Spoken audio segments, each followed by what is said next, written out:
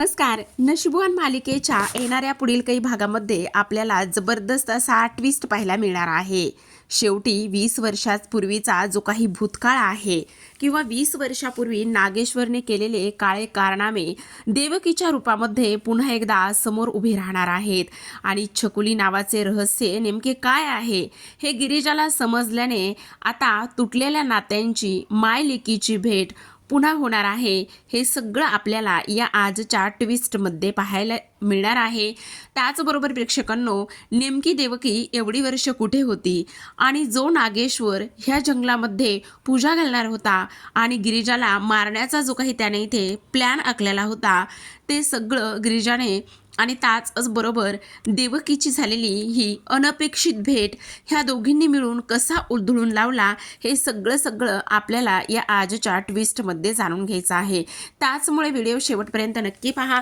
तर आता प्रेक्षकांनो, आतापर्यंत आपण मालिकेमध्ये पाहत आलो की इथे जो नागेश्वर आहे तो नागेश्वर गिरिजाला संपवण्याचा, गिरिजाला धडा शिकवण्याचा आणि त्याचबरोबर तिला ह्या घरातून बाहेर घालवण्याचा सुद्धा त्याने बऱ्याचदा प्रयत्न केलेला आहे. पण त्याचे प्लॅन मात्र सर्व फ्लॉप झालेले आहेत. गुंडांना पाठीमागे मारायला पाठवलं होतं, तो सुद्धा प्लॅन फ्लॉप झाला. त्याचबरोबर तिच्या खोलीमध्ये नाग ठेवला जेणेकरून गिरिजाला तो नाग ढसेल आणि गिरिजा मात्र तिथेच मरून पडेल, हा प्लॅन त्याचा होता. पण आपण पाहिलं की गिरिजा मात्र ही सर्पमित्र आहे आणि सर्पमित्र असलेल्या गिरिजाने इथे त्याचा तो सुद्धा प्लॅन उधळून लावला आणि त्याने त्याचा तो सुद्धा प्लॅन उधळून लावल्यामुळे आता जो काही इथे नागेश्वर आहे तो मात्र फारच चेकळलेला असतो, त्याला राग आलेला असतो आणि तो म्हणत असतो, नाही दिदीबाई, नाही, आपल्याला आता काहीही करून गप्प बसायचं नाही. काही जरी झालं ना तरी सुद्धा आपल्याला एक गोष्ट करायची आहे आणि ती म्हणजे की इथे आता त्या गिरिजाला कायमचं संपवायचं आहे. आता मी अजून वाट नाही बघू शकत, खूप झालं. तेव्हा इकडे उर्वशी म्हणत असते, मला असं वाटतंय की जो काही घाव घातलेला आहे तो घाव मात्र तुम्हाला तुमच्या मनावर खूप खोलपर्यंत गेला आहे आणि त्या घावाला तुम्हाला खूपच जास्त त्राससुद्धा झाला आहे बहुतेक, असं सुद्धा आता इथे ती बोलत असते. आणि तेव्हा मात्र ती म्हणते, हो तुम्ही बोलताय ना, अगदी तेच बरोबर आहे. मला ह्या सगळ्या गोष्टीचा फार त्रास झाला आहे, त्याचमुळे मी अजिबात शांत बसणार नाही. आता उद्याच मी बघा काय करतोय आणि कशा पद्धतीने ह्या सगळ्या गोष्टीचा मी सोक्षमोक्ष लावतोय, असं सुद्धा आता इकडे तो बोलत असतो. तेव्हा दुसऱ्या दिवशी नागेश्वरनी एक पूजा आखलेली असते. आता तो म्हणत असतो, लग्न झाल्यानंतर तुम्हा दोघांची एकही पूजा झाली नाही, त्यामुळे आपलं जे काही कुलदैवत आहे त्या कुलदैवताची आपण जाऊन पूजा करणार आहोत, असं तो इथे सांगतो. आणि तेव्हा सगळी तयारी करण्यात येते. पण गिरिजाला मात्र विशाखाला भेटायचं असतं आणि त्यामुळे विशाखाला ती भेटायला जाते. आता विशाखाला भेटायला गेल्यानंतर विशाखाला ती म्हणत असते, विशाखा मला खूप भीती वाटते ग. काय ग, कसली भीती वाटते? तुला एक गोष्ट सांगू का, इथे माझ्या जीवाला नागेश्वरपासून धोका आहे. तेव्हा विशाखा म्हणते, तू काळजी करू नकोस, मी सुद्धा उद्या त्या जंगलामध्ये पूजेसाठी कार्यक्रम आहे ना तिकडे येते. आता सगळेजण ह्या जंगलामध्ये येऊन पोहोचलेले असतात. आता ह्यांचं हे कुलदैवत असतं. जसं आपण खंडोबाला वगैरे जातो तेव्हा 5 पायऱ्या उचलून घेण्याचा मान असतो, त्याच पद्धतीने ह्यांचा सुद्धा मान असतो. आता वाजत गाजतच इथे रुद्रने गिरिजाला उचलून घेतलेलं असतं आणि गिरिजाला उचलून घेतल्यानंतर आता ते देवीजवळ येतात. आता देवीजवळ आल्यानंतर त्यांना व्यवस्थित पूजा करायची असते. आता खरं तर इथे देवीजवळ पूजा करण्यासाठी जो काही नागेश्वर आहे, नागेश्वरांसोबत जे गुरुजी किंवा त्यांचे जे काही पुजारी असतात ते सांगत असतात, आता तुमचं नुकतंच लग्न झालंय, त्यामुळे तुम्ही एक काम करायचंय, एकाने ह्या दिशेला जायचंय तर एकाने ह्या दिशेला जायचंय आणि जवळपास 5-5 दगड छोटे छोटे तुम्हाला उचलून आणायचे आहेत, जे की हातातच मावतील. आणि तेव्हा रुद्र एका दिशेला जातो तर गिरिजा एका दिशेला जाते. आता नागेश्वरने त्याच्या गुंडांना सांगून ठेवलेलं असतं, ज्या दिशेला इकडे गिरिजा जाणार आहे त्या दिशेला तुम्ही सगळेजण तयारी करून ठेवा. एकदा का गिरिजा तिकडे आली की मग गिरिजाला संपवायचं, काही जरी झालं तरी सुद्धा गिरिजा परत येता कामा नये, असं सांगण्यात आलेलं असतं. आणि तेव्हा हे सगळं काही सांगितल्यानंतर आपण पाहतो की आता जो काही नागेश्वर आहे त्याचे गुंड मात्र इकडे त्याची वाटच बघत असतात. आता नागेश्वर म्हणत असतो, जा तुला जिकडे जायचं आहे ना तू तिकडे जा. काही जरी झालं ना तरी सुद्धा तू परत येणार नाही, ह्या गोष्टीची मी व्यवस्थित इथे सोय करून ठेवलेली आहे. तू खूप जास्त हवेत उडतेस ना, तुला असं वाटतंय ना की इकडे मी काहीच करू शकत नाही आणि तू काहीही करू शकतेस. पण एक गोष्ट गिरीजा लक्षात ठेव, तू ह्या नागेश्वरला नडत आहेस हे मात्र तू विसरू नको. तेव्हा आता गिरीजा त्या इकडे जंगलामध्ये जाते. आता थोडीशी पुढे गेल्या खूपच जास्त दाट झाडी असते आणि तिला खरं तर तिथलेच दगड घ्यायचे असतात. पण जे ज्या दगडांचा आकार सांगितलेला असतो, जे दगड छोटे छोटे असतात ते मात्र तिला तिथे सापडत नाही. त्यामुळे ती आता हळूहळू पुढे चालू लागते. आता पुढे चालल्यानंतर इकडे आता आपण पाहतो की एक स्त्री आलेली असते आणि त्या स्त्रीच्या हातामध्ये कवड्या असतात. आता कवड्या असता कारणाने इथे छकुली छकुली छकुली जो आवाज तिला रुद्रच्या घरामध्ये येत असतो तोच आवाज तिला आता इथे येऊ लागतो. आणि तोच आवाज इथे आल्यानंतर ती विचार करू लागते की नेमकं काय आहे आणि तिला त्या कवड्या दिसू लागतात. त्यामुळे गिरीजा, दगड घ्यायला गेलेली गिरीजा आता लगेचच त्या कवड्या हातामध्ये घेते आणि विचार करते, ह्या नेमक्या कवड्या आहेत तरी कशाच्या? मला तर दगड आणायचे होते पूजेसाठी. आणि अजून थोडीशी पुढे जाते. चालत असताना पुन्हा तिच्या कानी आवाज तोच येतो, छकुली छकुली छकुली करून. आता तिला खूपच मोठा प्रश्न पडलेला असतो. तिच्या मनामध्ये एक ना अनेक विचार सुरू असतात. आता अजून थोडीशी पुढे जाते आणि अजून थोडीशी पुढे गेल्यानंतर एक स्त्री तिला चालताना दिसत असते. आणि एक स्त्री चालताना दिसत असताना आता छकुली असा आवाज येतो. गिरीजा म्हणत असते, थांबा थांबा, कोण आहात तुम्ही, थांबा. असं म्हटल्यानंतर आता लगेचच त्या मावशी तिथेच थांबतात. ती असते देवकी. आणि तेव्हा गिरीजाला तर काहीच ओळख नसते. तेव्हा लगेच इथे देवकी म्हणत असते, माझी छकुली माझी छकुली माझी छकुली मला भेटलेली आहे, असं इकडे ती म्हणते. पण गिरीजाला मात्र ह्या सगळ्या गोष्टीशी काही एक घेणं देणं नसतं. गिरीजाला हे अजिबात माहिती नसतं की मी नेमकी कोण आहे आणि त्याचसोबत ही छकुली कोण आहे, ह्या असं मला का म्हणतायत, ह्या नेमकं ह्या सगळ्या गोष्टी का बोलतायत हेच मला काही कळत नाही, असा गिरीजा विचार करू लागते. आता इकडे मात्र नागेश्वर म्हणतात, जा पटकन, ती गिरीजा जंगलामध्ये पोहोचली असन, तुमचं काम करा. आता तेव्हा आपण पाहतो की इकडे सगळेजण, आता इकडे गिरीजा आणि त्याचबरोबर देवकी इथे उभ्या असतात. आणि तिथे उभ्या असताना आपण पाहतो की आजूबाजूला गुंड आलेले असतात. आता त्या गुंडांना प्रश्न पडतो, आम्हाला तर फक्त आणि फक्त गिरीजालाच मारायला सांगितलं होतं, पण ही बाई नेमकी आहे तरी कोण, ही बाई आम्हाला तर अजिबात माहिती नाहीये, ही आहे तरी कोण, असा विचार इकडे ते करत असतात. पण आता इकडे जी काही गिरीजा आहे ती म्हणत असते, मावशी तुम्ही कोण आहात, मी तुम्हाला नाही ओळखलं. तेव्हा ती म्हणत असते, मी तू छकुली माझी छकुली माझी छकुली, एवढंच ती बोलत असते. या पलीकडे काहीही बोलत नाही. पण प्रेक्षकांनो, तुम्हाला मी आत्ता एक गोष्ट सांगू इच्छिते की जी काही देवकी आहे ती मेलेली नव्हती. फक्त आणि फक्त इथे जो छकुलीचा म्हणजे गिरिजाचा बाबा आहे तोच म्हणजे इथे मेलेला होता, त्यालाच मारलं गेलं होतं. पण जेव्हा देवकी छोट्या छकुलीला घेऊन तिथून बाहेर पडली होती तेव्हा मात्र तिनं जी छकुली आहे ती वासंतीकडे दिली होती आणि वासंतीने प्रभासकडे आणि प्रभासने दत्तूला दिली होती. आता पुन्हा हे असं चक्र इथे झालेलं आहे आणि पुन्हा एकदा ह्या मायलेकी समोर आलेल्या आहेत. पण बघा ना, काळाचा खेळसुद्धा किंवा नियतीचा खेळसुद्धा कसा आहे. आता जरी देवकी भेटलेली असली तरीसुद्धा देवकीला छकुलीपेक्षा जास्त काही शब्द माहिती नसतात किंवा तिला जास्त काही आठवत नसतं, बोलता येत नसतं. ती फक्त तिची छकुली छकुली ह्याच नावाचा जप करत असते. अगदी आपण म्हणायला गेलो तर तिला फार वेडच लागलेलं असतं.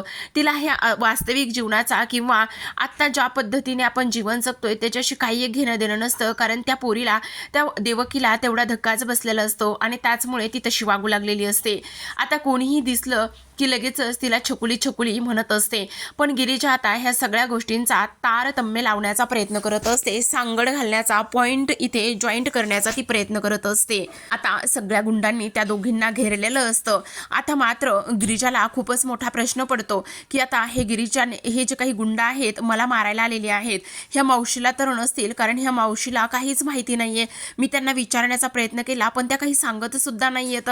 तेव्हा आता गिरीजा त्या गुंडांसोबत मारहाण झटापटी होत असते आणि गिरीजाची त्या गुंडांसोबत मारहाण झटापटी होत असताना आता गिरीजा एकाला त्या सगळ्यांना मारण्याचा तेवढाच प्रयत्न करू लागते. आता इकडे मात्र ती मावशी जी जी आहे म्हणजे देवकी, त्या देवकीला इथे गिरिजा एका बाजूला बसवते आणि गिरिजाला त्या देवकीला एका बाजूला बसवल्यानंतर आपण पाहतो की इकडे आता त्या एका बाजूला बसतात आणि एका बाजूला बसल्यानंतर गिरिजा आता त्या गुंडांच्या डोळ्यामध्ये तिथे पडलेली जी काही माती आहे ती माती फेकते आणि तिथून पळून जाण्याचा ती काम करत असते. आता तिथून पळून गेल्यानंतर आपण पाहतो की आता त्या देवकीला सुद्धा ती घेऊन पळत असते. त्या देवकीला घेऊन पळाल्यानंतर आपण पाहतो की इकडे लगेचच जे काही नागेश्वर आणि ताज सोबत इकडे जो रुद्र आहे ते हे सगळं काही पाहत असतात. हे सगळं काही पाहिल्यानंतर त्यांना तर खूपच मोठा धक्का बसतो की नेमकं हे काय आहे, कशा पद्धतीने ही गिरिजा पुन्हा वाचलेली आहे असं त्यांना वाटतं. पण ज्या गिरिजेच्या पाठीमागे देवकी असते त्या देवकीला तर आतापर्यंत नागेश्वरनी पाहिलेलं नसतं आणि नागेश्वरनी न पाहिल्यामुळे आता इकडे खूपच मोठा प्रॉब्लेम होतो. तेव्हा आता रुद्र म्हणत असतं, काय झाले गिरिजा, तुम्ही अशा धावत पळत का आलेला आहात? कारण वासंती तर पाठमोरी उभी असते, तिला कोणीही पाहिलेलं नसतं आणि तेव्हा काय झाले असं विचारण्यात येतं आणि असं हे सगळं काही विचारण्यात आल्यानंतर गिरिजा म्हणत असते, नाही काही नाहीये, सगळं काही ठीक आहे. नाही गिरिजा, सांगा काय झालेलं आहे. तेव्हा गिरिजा म्हणते, मी त्या दिशेला गेले होते आणि तिकडे गेल्यानंतर काही गुंड होते, तेच गुंड माझ्या मागे लागले. आता मात्र रुद्रला खूप राग येत असतो. रुद्र विचार करतो की नेमकं गिरिजाच्या बाबतीत हे सगळं काय होतंय, ह्या सगळ्या गोष्टी नेमक्या गिरिजाच्या बाबतीत कोण घडून आणतंय, कशामुळे घडून आणतंय असा रुद्र विचार करू लागतो. तेव्हा नागेश्वर म्हणत असतो, अहो सुनबाई, कोणते गुंड होते ह्या जंगलामध्ये, तुम्हालाच नेमकं कसं काय गुंडांनी घेरलं बरं? मी तर म्हणतो तुमच्या मागे काय चाललंय आणि काय नाही ह्या गोष्टीच मला इथे समजत नाहीत बघा. काय चाललंय सुनबाई तुमच्यासोबत हे, असं मुद्दाम नागेश्वर बोलत असतो. तेव्हा आता लगेचच त्या बाई कोण आहेत? तेव्हा इकडे गिरिजा म्हणत असते, त्याच मावशी, त्या मावशी आहेत ज्या मला जंगलामध्ये भेटल्या आणि आज खरं तर मी त्यांच्यामुळेच वाचलेली आहे असं सुद्धा इथे आता गिरिजा बोलू लागते. म्हणजे आम्हाला नाही समजलं. आता इकडे नागेश्वर विचार करू लागतो, एकटी गिरिजा कमी होती का, की आता ही कोण बाई आहे ती सुद्धा इथे आमच्या पुढे आली आहे आणि आमच्या मार्गामध्ये अडथळा आहे असा इकडे तो विचार करू लागतो. त्यातच आता इकडे जी वासंती आहे ती म्हणत असते, कोण आहे नेमकं गिरिजा, तुला काही त्रास तर झाला नाही ना? तेव्हा ती म्हणत असते, नाही आई साहेब, मी ठीक आहे, पण ह्या मावशी आहेत आणि त्या सतत छकुली छकुली असं म्हणत आहेत. आता हे शब्द काही ऐकल्यानंतर नागेश्वरला खूपच मोठा धक्का बसतो. नागेश्वर इकडे देवकीला पाहतो. देवकी आणि नागेश्वर पुन्हा समोरासमोर असतात आणि तेव्हा इकडे नागेश्वरच्या पायाखालची जमीनच सरकते. त्याला तर विश्वासच बसत नाही की इकडे देवकी जिवंत असते म्हणून. आता सगळेजण खूपच जास्त हैराण झालेले असतात. आता व्यवस्थित यथासांग पद्धतीने जी काही राहिलेली पूजा आहे ती पूजा पार पडते आणि पार पडल्यानंतर नागेश्वरला मात्र खूप जास्त भयानक धक्का बसलेला असतो. पण वासंती मात्र काहीच बोलत नाही. वासंतीला तर फार आनंद झालेला असतो. आता आपण पाहतो की इकडे सगळेजण घरला निघालेले असतात आणि सगळेजण घरी निघाल्यानंतर इकडे मात्र जी काही गिरिजा आहे ती त्या मावशींना म्हणजे देवकीच्या हाताला धरूनच घरी घेऊन निघालेली असते. तेव्हा आता इकडे नागेश्वर म्हणत असतो, अहो सुनबाई, तुम्ही काय करताय, हे कोण, कुठची ती बाई आणि तिला असं आपल्या घरी घेणार आहात का तुम्ही? हे बघा, असलं काही एक करू नका. तेव्हा गिरिजा म्हणत असते, अहो तुम्ही असं काय करताय, घेऊ दे ना त्यांना घरी, त्या कुठे जाणार आहेत आणि ह्या जंगलामध्ये त्यांचं कोण आहे? तेव्हा रुद्रसुद्धा म्हणत असतो, आबासाहेब काय करताय तुम्ही, ह्या गोष्टी तुम्ही केव्हापासून बोलायला लागले? अहो आपण एवढे मोठे मोठे अनाथाश्रम सांभाळतो, चालवतो आणि तुम्ही असं बोलताय? तेव्हा इकडे जी काही उर्वशी आहे तिला सुद्धा धक्का बसलेला असतो की जो रुद्र आहे तो सुद्धा आता म्हणत आहे की इकडे देवकीला घरी घ्यायचंय म्हणून. आता इकडे जो काही नागेश्वर आहे तो म्हणत असतो, अहो तसं नाही म्हणत मी तुम्हाला, पण हे बघा त्याची सगळ्यांची नोंद असते, पण आपण आता ह्यांना कुठे घरी घेणार आहोत? हे बघा आबासाहेब, आपलं एवढं मोठं घर आहे आणि एवढं मोठं घर असताना त्या आपल्या ह्या घरामध्ये कुठेही राहू शकतात, तुम्हाला एवढा काय फरक पडतोय? आणि असू दे गिरिजा, तुम्ही जे काही आत्ता करताय ना ते अगदी योग्य करताय. हे बघा, त्यांना आपल्यासोबत आपल्याच घरी घ्या, काही जरी झालं तरी सुद्धा त्या आपल्याच घरी राहतील. आता इकडे गिरिजाचा उर्वशी हात धरते आणि म्हणत असते, ए तुला माझ्या दादाचं घर, माझ्या आबासाहेबांचं घर, इकडे अनाथाश्रम वगैरे किंवा वृद्धाश्रम वगैरे वाटला की काय? उठसूट कोणालाही घेऊन येतेस आणि काहीही बोलतेस. काय चाललंय तुझं? तेव्हा गिरिजा म्हणत असते, आत्या सासूबाई, मला एक गोष्ट कळत नाही, ते घर तर माझ्या नवऱ्याचं आहे, माझ्या सासऱ्यांचं आहे, मग तिथे आश्रित म्हणून कोण राहते, तुम्ही का आणखी कोण? तेव्हा आता इकडे हिला म्हणजेच उर्वशीला फारच राग आलेला असतो. ती म्हणत असते, ही पोरगी तर मला धडा शिकवायला लागलेली आहे. वासंती म्हणत असते, बरं चला आता सगळेजण घरी चला. आता वासंती ह्या सगळ्या गोष्टी बोलत असते खऱ्या, पण नागेश्वरला वाटत असतं वासंतीला तर फारच आनंद झालेला आहे. वासंती ह्या सगळं काही मुद्दामून करत तर नाही ना. ह्या सगळ्या गोष्टी आता इकडे ते बोलत असतात. त्याच सोबतीला आपण पाहतो की इथे आता प्रेक्षकांनो सगळ्यात महत्त्वाचं म्हणजे इकडे जेव्हा सगळेजण घरी जातात आणि घरी गेल्यानंतर इकडे आता लगेचच जी काही वासंती आहे ती म्हणत असते, पण मी काय म्हणते, मला असं वाटतंय की आता आपण देवीची पूजा करायला गेलो होतो, मग ह्या मावशींच्या पायाने किंवा ह्या ज्या कळी आहेत ना ह्यांच्या पायानेच आपल्या घरी लक्ष्मी पुन्हा एकदा आली असं वाटत नाही आहे का. असं म्हटल्यानंतर तर आता नागेश्वरला फारच राग आलेला असतो. पण रुद्र म्हणत असतो, आईसाहेब अगदी बरोबर बोलताय तुम्ही, मला तर अगदी तुमचंच म्हणणं पडते बघा. झालं की मग करा, तुम्हाला जे काही करायचं आहे ना ते करा.